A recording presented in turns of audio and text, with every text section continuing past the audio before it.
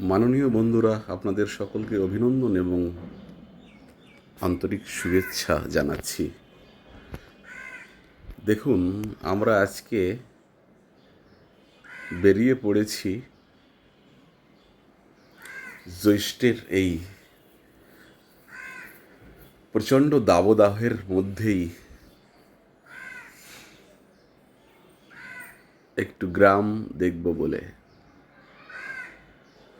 কারণ দীর্ঘদিন শহরে থাকলে গ্রামের জন্যে সবারই মন কাঁদে। কারণ আমরা যারা অন্তত গ্রামে বড় হয়েছি তাদের জন্য কিন্তু এই গ্রামের একটা বিশেষ আকর্ষণ থেকেই যায়। দেখুন, সবুজ প্রকৃতি, তারই মধ্যে দিয়ে চলেছি আমরা। অপূর্ব প্রকৃতি আজকে, যদিও গরম রয়েছে জ্যৈষ্ঠের এই প্রচণ্ড দাবদাহে। গাছগাছালি আমাদের মন কেড়ে নেয়। এরই মধ্যে আমরা পৌঁছে গেলাম ভাগ্যকুল বাজারে। এটা মুন্সিগঞ্জ জেলা এবং শ্রীনগর উপজেলা। এখানেই পাওয়া যায় বিখ্যাত ঘোল বা মাঠা। সেটা আমরা খেলাম। এই ঘোল বা মাঠা কিন্তু বেশ নামকরা, অনেকেই আপনারা জানেন। এবং এই ভাগ্যকুল বাজারের পাশেই রয়েছে পদ্মার একটা শাখা। সেখানে আমরা একটু পদ্মার যে অপূর্ব রূপ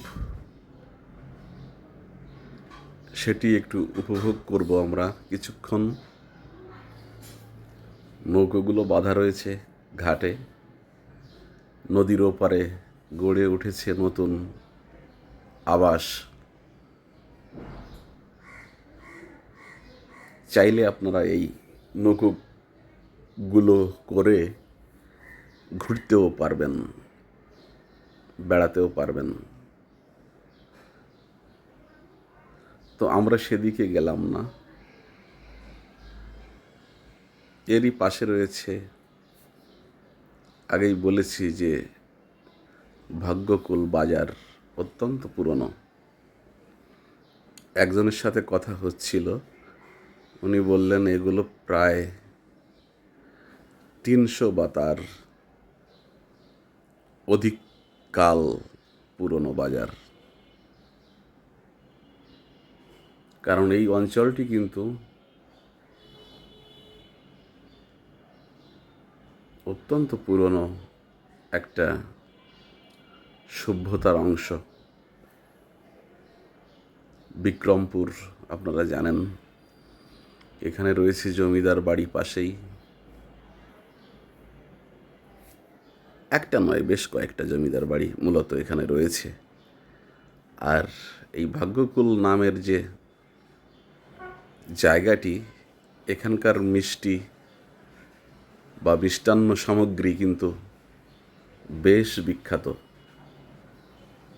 এই যে ছোট বাজারটি, এই জায়গার মিষ্টির যে সুনাম সেটা কিন্তু গোটা বিশ্বে, বাংলাদেশ তো বটেই, গোটা বিশ্বে কিন্তু ছড়িয়ে আছে। আপনারা এখানে জানেন, এখানেই জন্মেছিলেন জগদীশচন্দ্র বসু, মহাবিজ্ঞানী।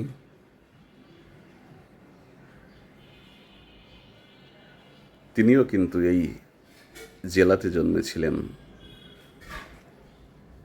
এবং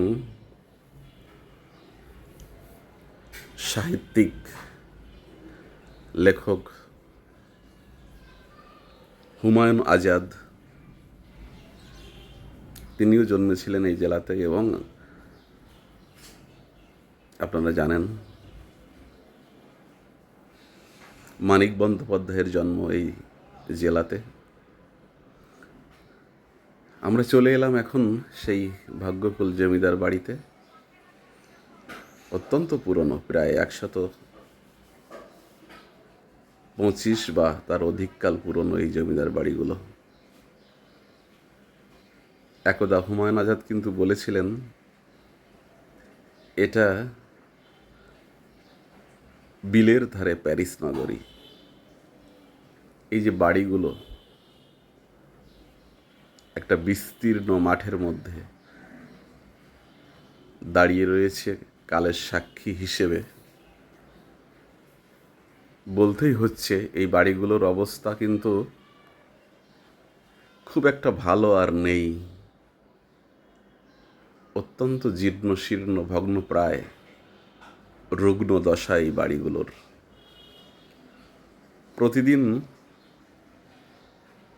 অনেক মানুষ আসে এই বাড়িগুলো দেখার জন্যে, বা এই এলাকার যে ঐতিহ্য তারই অংশ কিন্তু এগুলো, এই জমিদার বাড়িগুলো। পাশে রয়েছে বিরাট দিঘি, একটি নয় দুটি বিরাট দিঘি। একজনের সাথে কথা হচ্ছিল, ওনাকে জিজ্ঞেস করলাম কতটা গভীর এই দিঘিগুলো। উনি ঠিক বলতে পারলেন না, কারণ তার পানি কিন্তু কখনো শুকায় না, এত গভীর এবং সুগভীর এখানে দিঘি রয়েছে। আর এই বাড়িগুলোর যে রূপ সেগুলো অভিনব। প্রতিদিন প্রচুর মানুষ কিন্তু এই বাড়িগুলো দেখার জন্যে বাংলাদেশের বিভিন্ন প্রান্ত থেকে ছুটে আসেন। আমরা গিয়েছিলাম যেদিন, সেদিন কিন্তু অনেক রোদ্দুর এবং জ্যৈষ্ঠের একেবারে মাঝামাঝি সময়, তবুও এখানে পর্যটক সংখ্যা একেবারেই কম নয়।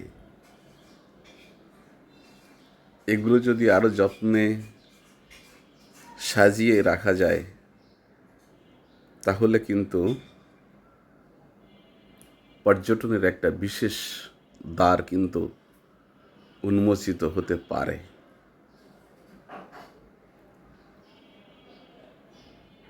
হতে পারত, একথা বলতেই হবে। এখানেই রয়েছে আবার জাদুঘর। আপনারা চাইলে দেখতে পাবেন এই এলাকার বিভিন্ন যে ঐতিহ্যগুলো সংরক্ষিত হয়েছে এই জাদুঘরে। বিক্রমপুর এলাকার যে সভ্যতা, সেই সভ্যতার যে নিদর্শনগুলো, ওই যে দেখা যাচ্ছে সেই জাদুঘর। এই জাদুঘরে কিন্তু রয়েছে ভেতরের বাড়িটিতে, আপনারা গেলে সেখানেই দেখবেন। এবং একটা মন্দির রয়েছে, এখানে পূজা হয়।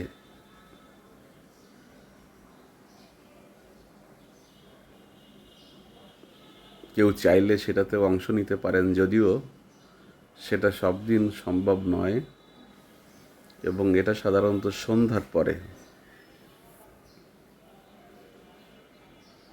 এই অনুষ্ঠানগুলো হয়ে থাকে।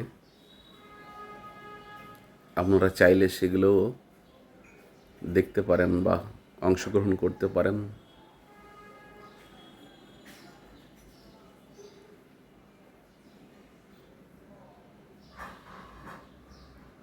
অপূর্ব এই জায়গাগুলো এবং দিঘিগুলো আমরা দেখতে দেখতে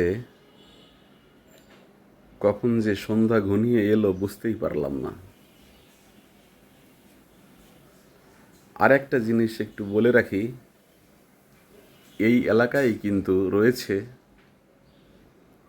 ঐতিহ্যবাহী কাঠের বাড়ি। সেটা অনেক ক্ষেত্রে 2তলা বা 3তলাও কিন্তু